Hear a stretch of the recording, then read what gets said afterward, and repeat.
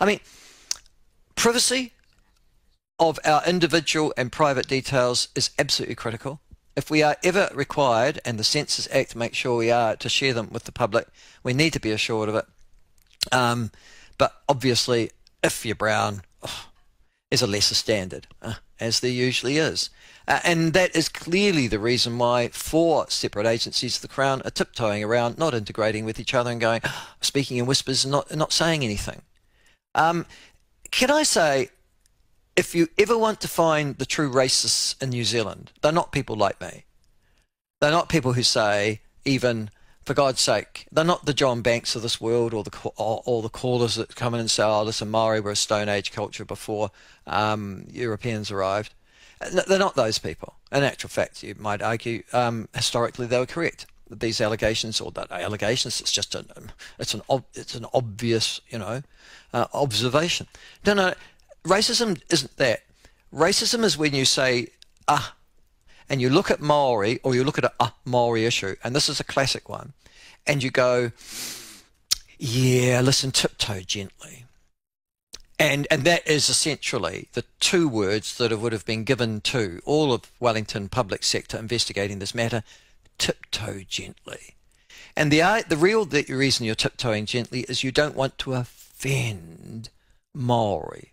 I mean, as if a Maori man or woman living anywhere in New Zealand, going about their normal lives, would be in the least offended by the fact that you are investigating various serious allegations which raise the spectre of corruption in some trust up in Auckland. I mean, it's hardly likely to offend or upset any of them.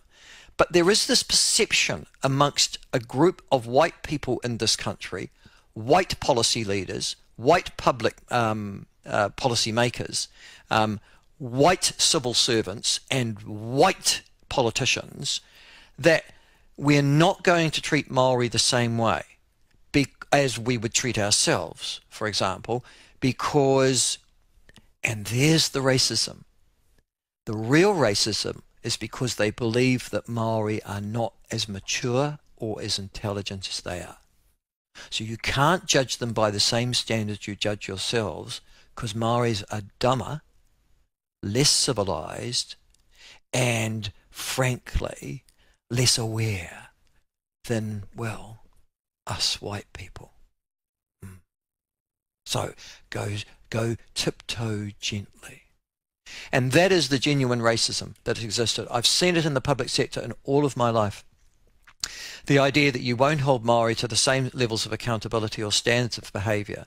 You won't demand the same auditing or accounting processes of money that goes into Maori trusts or into Maori enterprises, because, well, you can't judge them the same way as us. They've got a different culture. And really what you're saying is they're inferior to you, and they can't be judged by the same standards because they're not as bright, not as educated, not as literate, and frankly, not as civilized as you are. It's the inherent racism of Wellington. And you want to know why Maori are failing in this country? It's because they are always allowed to have lesser standards than the rest of us. And the reason they have lesser standards than the rest of us, and it doesn't matter whether it's an entrance pass into medical school or we'll tiptoe gently around this, is because that racism is in actual fact what holds Maori back. The idea that you can't possibly look after yourself, we can't possibly judge you by the same standards as the rest of us, will give you a free pass. And that free pass kills Maori aspiration every day. Those are my thoughts this morning.